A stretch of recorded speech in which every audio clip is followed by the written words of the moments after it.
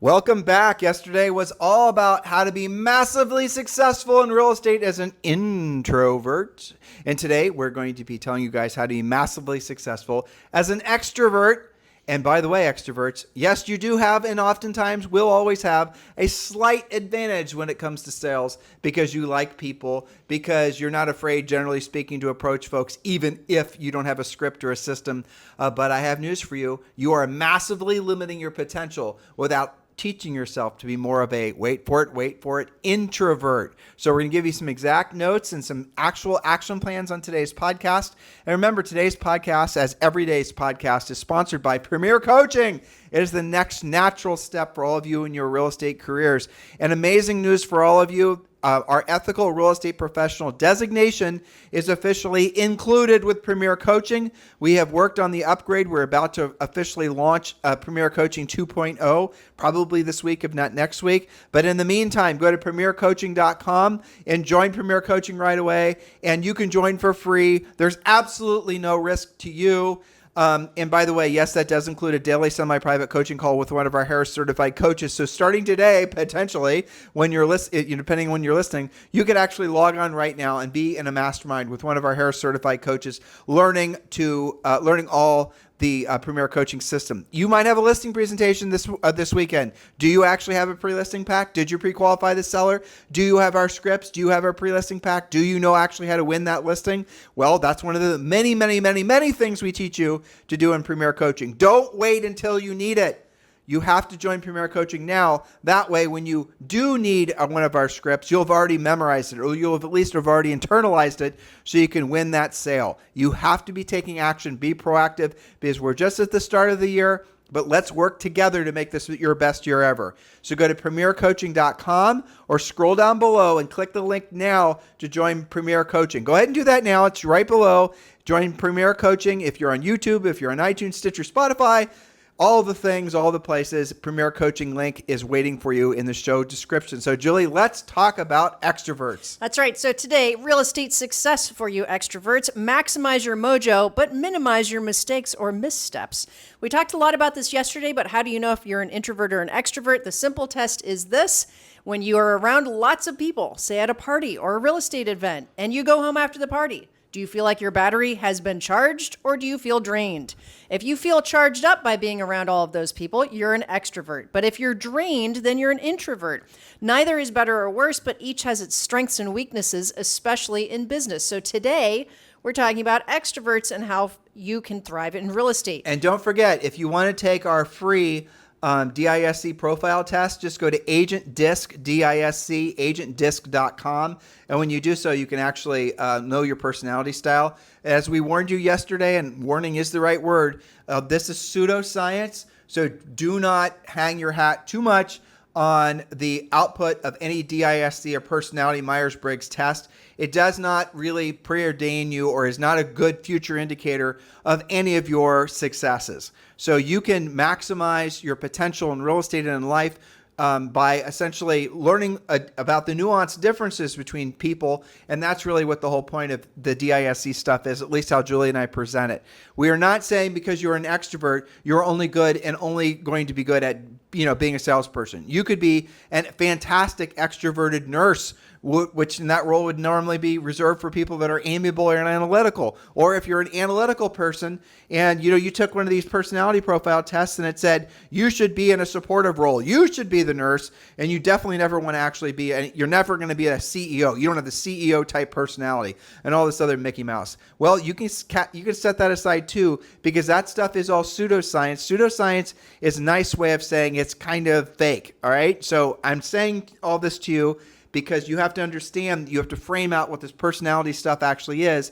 It's a nice basis for forcing you to be introspective about your innate strengths and weaknesses as it relates to other people, and creates the framework for you to become more versatile. And that's our approach to it after having done literally millions and millions of coaching sessions about this. Thank you for reminding that it is a guide, not a diagnosis. Exactly. Okay. All right. So that said, extroverts come in a lot of varieties, but primarily are either amiable or influencer types.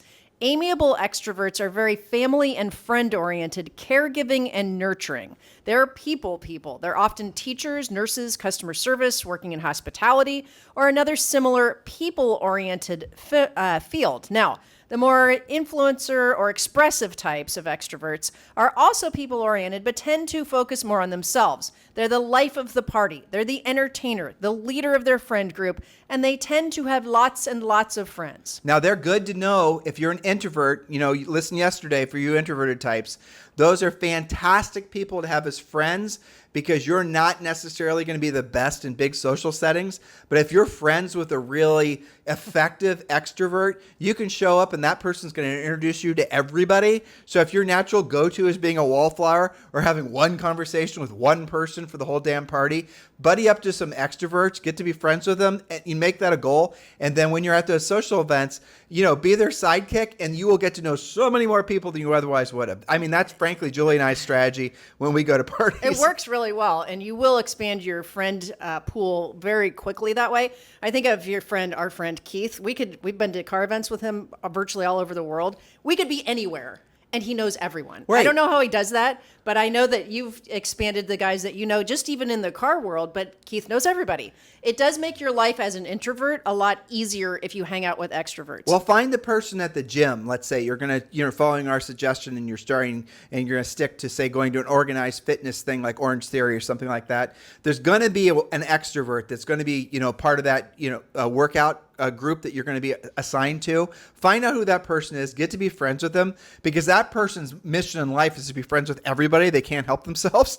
And so you're going to get the, essentially the benefits of their natural personality. So they almost act as your own personal sales team for you. So you got to put all these things. And now I have to say, if you're an extrovert, you want to be friends with introverts because they can kind of fill in the gaps with some of these relationships that you might have. They might give a little bit more validity, like Julie used Keith as an example. I mean, Keith will reference me all the time when it comes to real estate things or other things that are more in my wheelhouse because he is, frankly, not that, he doesn't want to be that mired into some of the, deep dive information that I have in my head. So these are all different strategies that you guys can do to become more versatile when you're trying to, expand your reach to the people in life that you can help, thus the money you can make.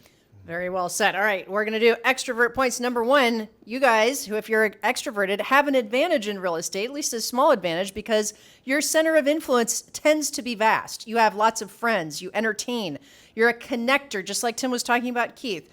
If that's you, your secret power is to harness those relationships, to talk about real estate all the time, communicate regularly, talk about what you're doing in business, and ask for a business.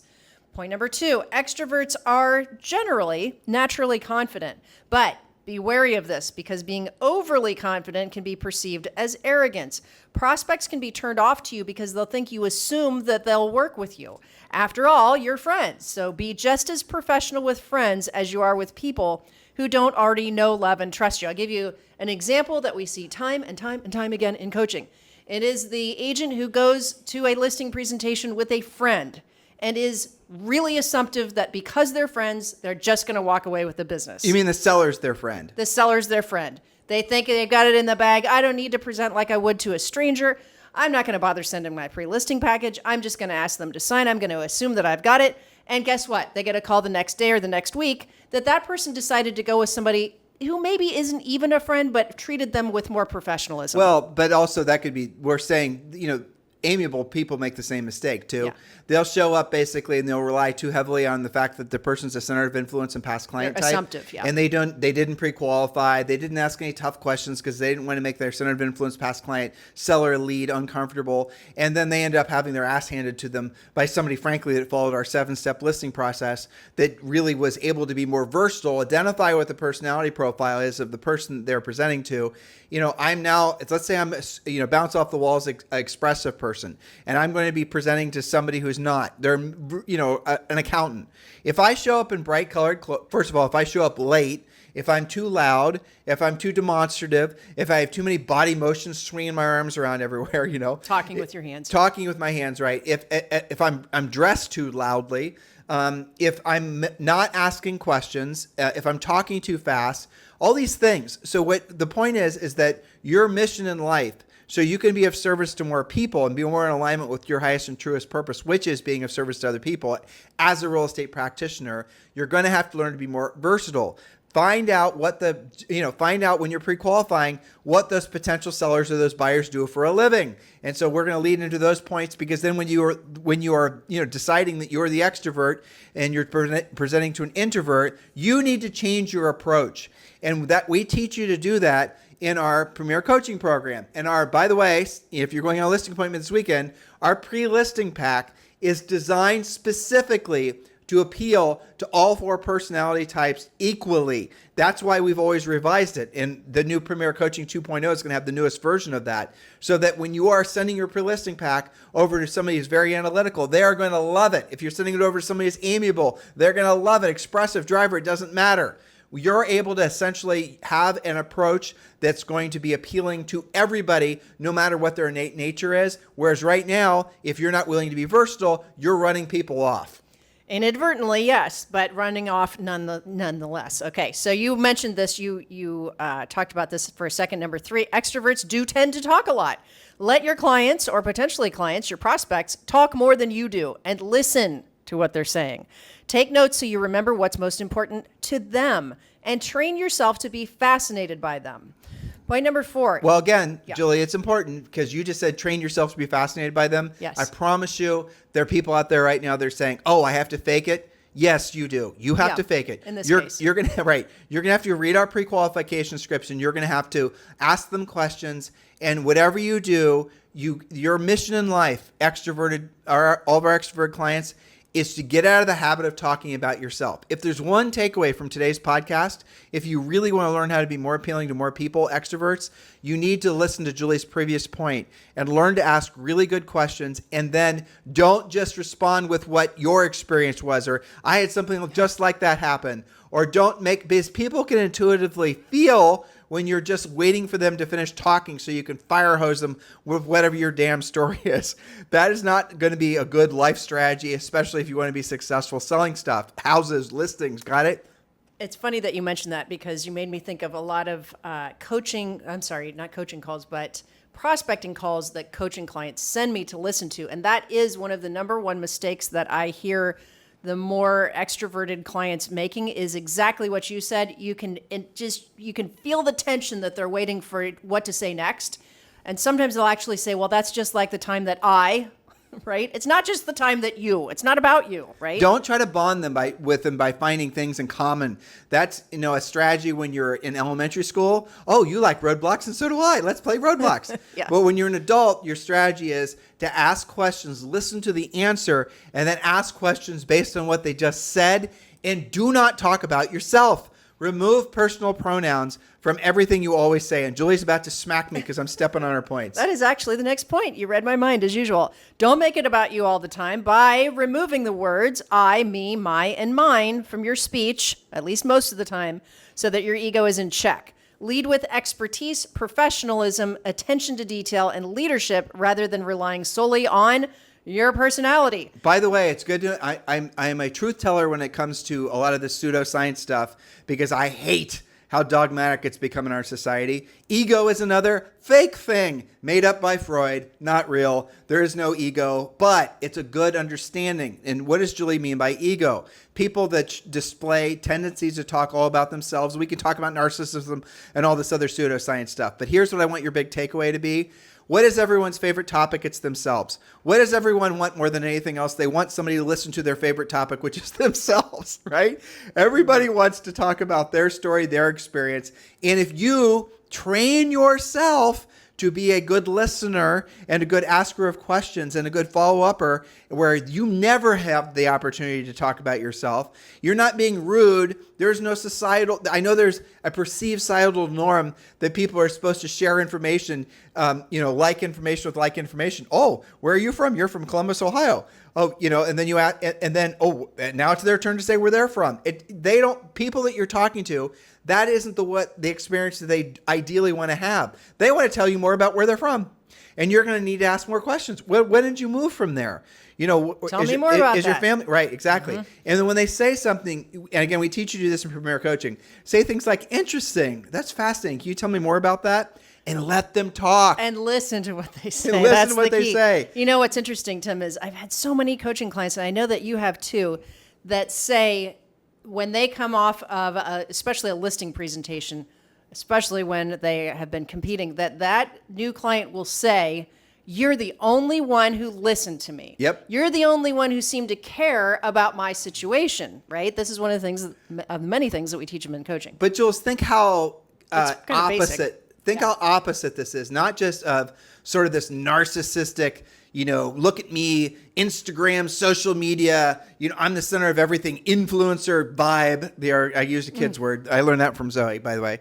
That is basically very pervasive in society. Think how opposite of what we're trying to teach them. Then you have do. to show up to an appointment and be fascinated by somebody. And remember, you are at that appointment to solve their real estate problem. But our whole entire system is designed with some of this fundamental, these things that we're teaching you. That's the reason when you read our scripts are designed, have built into them the understanding that people really don't want to hear about you. Our questions, which is what our scripts are, they're just questions, are all built around the fundamental psychological need for people to talk about themselves. And that's really the essence of everything we're doing. We call it a pre-qualifying script, but really truly what it is, it's the opportunity to let the buyer or the seller talk about themselves script. And you're asking questions. So ideally, how soon do you want to be in your next home? Or, if I were to show you a home that, meets all of your criteria, right location, right price, let's say it's an 8 out of 10 about all the things you're looking for.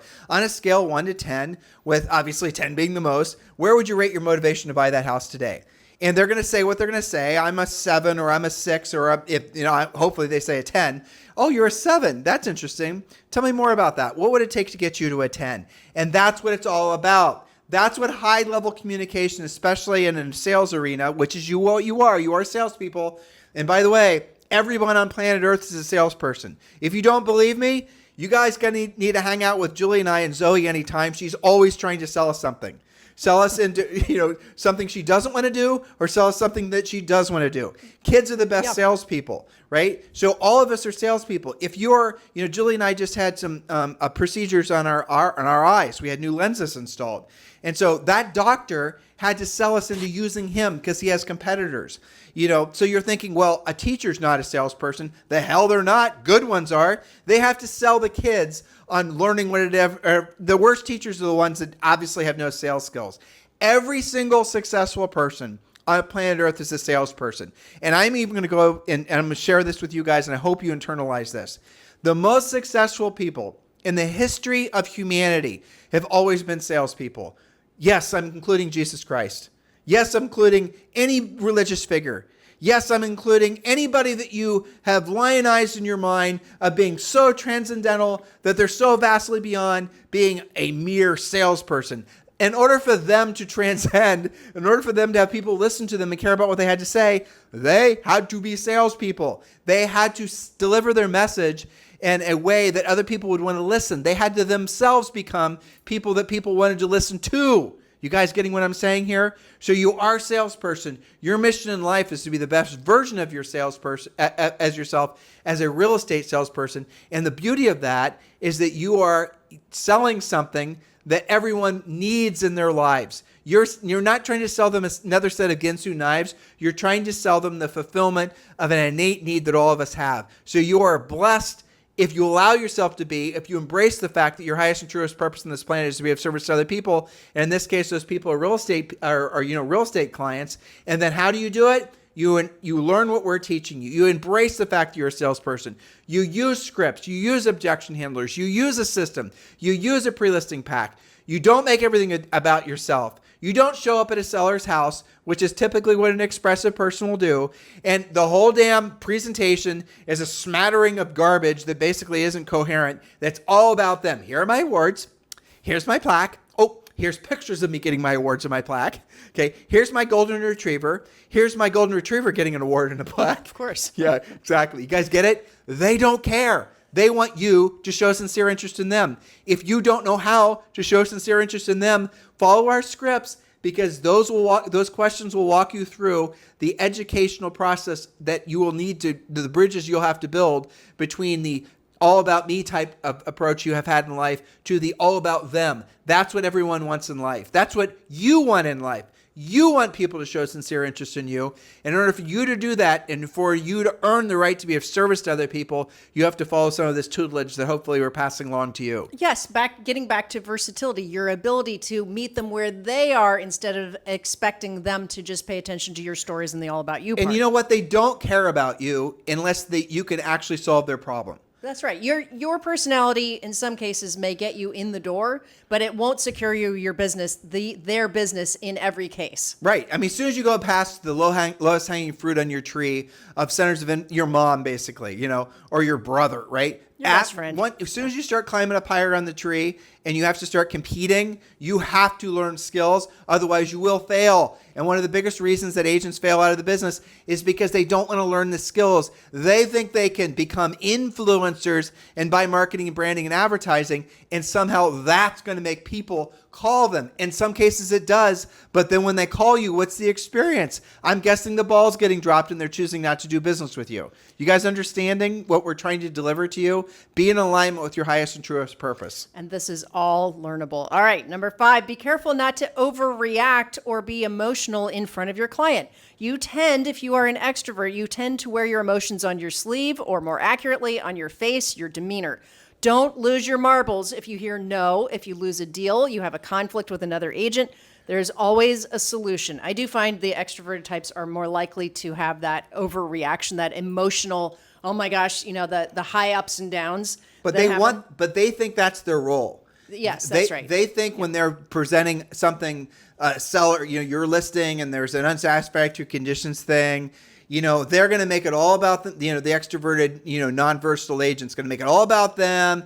I'm going to go after that other agent. We're going to blah, blah, blah, blah. A big old mess of emotions, Yuck. Which is what service are you doing on that seller? You're not. You're just essentially, it's gratuitous. It's you being unconsciously incompetent of what your client really wants, which is just to have the problem solved. They don't want your whole song and dance. You're not going to win, an award for your over dramatization of problems. And that, by the way, is not the reason agents are supposed to remove problems and remove stress, not add to them. And some of you guys are still screwed up in your head about the amount of money you're earning, frankly. Especially now. And you think that you're supposed to bring drama in order to justify your commission. You might mentally not think that, but behaviorally, that's the reason that especially the expressive types, that you are way OTT when it comes to your reactions to things around your clients, because you're trying to make a simple problem into some big dramatic problem that you're going to solve. Yeah, so that you can be the hero, right? It actually creates a lot more stress, especially for clients who are not like you in that sense. And if you happen to have another non-versatile extroverted agent on the other side of the deal, well, then that deal's probably going to die. Yeah. So there's that. All right. Extroverts tend to wear themselves out trying to be everything and everywhere to everyone all the time. So take time to refill the cup. In most cases, you won't see it coming until you're actually burned out. I see that with coaching clients a lot. But self-monitor. Don't party the night before, then go to a listing appointment the next morning. Plan so that you can be your best self with your prospects and your clients. Well, encapsulate that, Julie. Show emotions without being emotional, right? That's right. I mean, so that's a good lesson for everyone, but especially amiable sorts, okay? And you'll know more about this if you ever study DISC. Again, your job as a real estate professional, as a professional period, is to show emotion without being emotional. And that little piece of advice I just gave you can, frankly, save your career. If you think your job is to absorb all the stress that your clients are experiencing as they transact, some cases people are, doing real estate deals involuntarily. Maybe someone passed away. Maybe something horrible's happened in their lives. And if you're internalizing all of that, if you're making their stress your stress, if you're becoming the sponge for all this emotion, you're not only not going to have any energy left over for yourself and your loved ones, but you will burn the candle at both ends, and you'll not understand. You may have closed 3 deals, but it felt like you closed 3,000 deals. It's because you did not understand that your job is to show emotion because you want to show empathy and sympathy. and maybe that's how you actually feel, but do not be emotional. Do not make it your problem. So you have to learn what to say. I'm so sorry this is happening to you right now. I was just talking with Julie about the situation you guys have, and it really breaks our heart that you're experiencing this right now. But let's move forward so we can put this problem behind you, and then you future pace them. Then you get them to start thinking about what happens after the problem is solved. We teach you guys how to do this in coaching. Our last point today, lead with questions. You talked about this earlier, Tim. Lead with more questions versus statements. Ask what's most important to their prospects and clients versus assuming that you already know. Scripts are your friend with this because why? As Tim said, scripts are simply questions. The scripts are going to keep you on track and focused on providing the best service to your clients. They're going to help you draw out what is the most important thing to them so that you can make sure that you deliver that important thing. Okay, so you opened your schedule up and you asked me to ask you about elite coaching. And I know you told me, you mentioned it before I hit the record button today, that you want to possibly, you're encouraging a small handful of people who want to be in your personal schedule. You tell me what you're looking for and you tell me the profile. And, sure. And if they're listening after 30 minutes, those are going to be your best potential clients.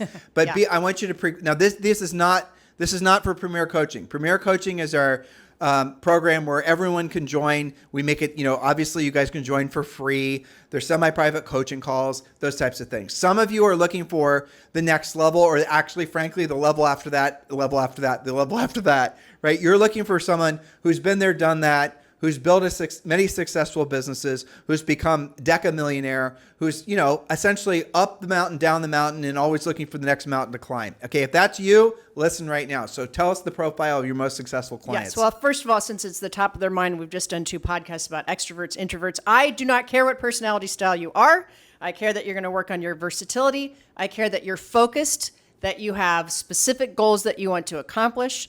Many times I have clients that seem to be stuck at some level of production if you want to get unstuck, but you need to be willing to do the work and be coachable. So I have lots of different profiles of coaching clients. Sometimes they're relocating. Sometimes my latest coaching client is doing great volume, great transactions, but wants to have a life. But Julie, give up actual profile. There are characteristics. You tell me. You talk to me about your coaching calls. It's someone who's been in the business for a while. Not a flat out newbie, right? Yeah, not a newbie. Yep. It's because, frankly, you're expensive. Yes. Okay. Number 2, there's somebody who is in production. Yes. They have usually most of their systems are about 30 to 50% functional. And, Right. They're looking for outside encouragement on how to get to the next level. Virtually none of them have their acts together as far as building long-term sustainable wealth. Yes, Those are characteristics. predictable. Their desires tend to be to have better predictability and duplicatability. Oftentimes they have 2 or 3 really good lead sources, but they know they need more to get to the next level and to be more consistent and more duplicatable. I tend to have clients that do have more experience that are looking for bigger, better, more exciting goals and know that they can increase their real estate skills, systems, and volume to get to those bigger, better, more exciting goals. That's fairly typical. They've been in the business typically. I don't know if you off the top of your head can think of this. My typical coaching client is like at least 10 years in the business. Most of them are 15 to 20 years in the business. And again, Julie's expensive. So that's probably the reason why, is this somebody who is already doing, okay, well, maybe you know this off the top of your head. Mm-hmm. If you had to guess, and if you don't know the answer, don't guess. Tell me. What do you think the average GCI is of one of your personal clients? Average? Average is probably 750 to $1 million. 750 to $1 million. And some of them more. And you have some of them that are doing 4 to 5 million. Yes. Yeah, in GCI. Yeah. All right. So how many clients do you want? No more than 5. Okay. So and by the way, I do seem to specialize in husband and wife teams. You don't have to have a big team. Right. I don't care if you do have a big team. It can be a single agent. A family team, husband and wife. I've got a couple that are parents and kids. But you're looking to have 5 new clients in addition clients. to your existing ones. Yes. You had 2 retire successfully. Yep. You had 2 clients. Go, that started, you guys. You had Yep. 2 clients that started with her a long time ago. That their whole goal was to get up to what was one of them wanted to. I won't mention names, okay, because you're giving me a look. Yeah. I won't promise I won't mention names. That's okay. But this person's, not gendering them, goal was to move to Florida. Yep. And they are moving to Florida with like $10 million. and you'd been with them for a long time, helping them to build up the, the savings and the transactional, whatever. I have another one in the Midwest that's semi-retiring. And their whole goal was to basically be able to retire and live off dividends, and you help them set all that up. Which, by the way, listeners, is certainly doable by each and every single one of you. Yep. So, that might be your goal. As I said before, sometimes I have people that their spouse relocates and they need to rebuild a real estate practice where they have the skill, but they're in a new market, so they have to work on building their center of influence. Lots of different types of profiles. But if you're interested and you're willing to work and be focused and move yourself forward, you do have coaching homework every week that's based on your goals, then let's talk. And they can text me directly. They don't necessarily have to go through you. You're so lousy on text, though. You sure No, you want I'm him not. to? No, I'm good. You really want him texting you? Sure. As in on your text? Yes, So are you as in saying on now my you're text. just ignoring my text? Is that really what It could be. Maybe you've discovered that. I Oh, don't know. no. All Maybe right. I have So a filter. then give him your cell phone number. It's 512-758-1008. 512-758-1008. But don't text me if your text is going to be, okay, I'm not sure, but just coach me. You need to be focused. You need to have some goals in mind. You need to be willing to work. And you need to have at least, some volume under your belt, ideally. Because if you're, we have a lot of brand new or newer agents But those are premier. Those are premier coaching clients, and Jill, that's okay. Listen, we're not trying to, I don't know how to say this. I don't want to sound snobby about it. I'm Exactly. saying, right, Julie's yeah. expensive. I've said it 3 Yeah. times now. And so don't be embarrassed if you can't afford to, have what Inman's called the, nation's #1 real estate coach as your own private coach. Work up to it. And you all can afford premier coaching. Yeah, So- well, Premier Coaching is a great gateway, but we also have coaches, Harris certified coaches that you can be have as your coach as well. But as far as with Julie, she's got, she heard her say it. She's got 5 spots clients that she's considering. So if you want to be considered to be coached by Julie, she said text her, don't call. By the way, Julie and I, our phones automatically roll to voicemail, so never try to call us. Because we're either on a podcast or talking to one of you on a coaching call. Exactly. So text her at 512-758-1008. This is the first time she's ever given her cell phone out on a podcast. Yep. So you're like 12,000, 15,000 people are now going to have your cell phone. But 512-758-1008.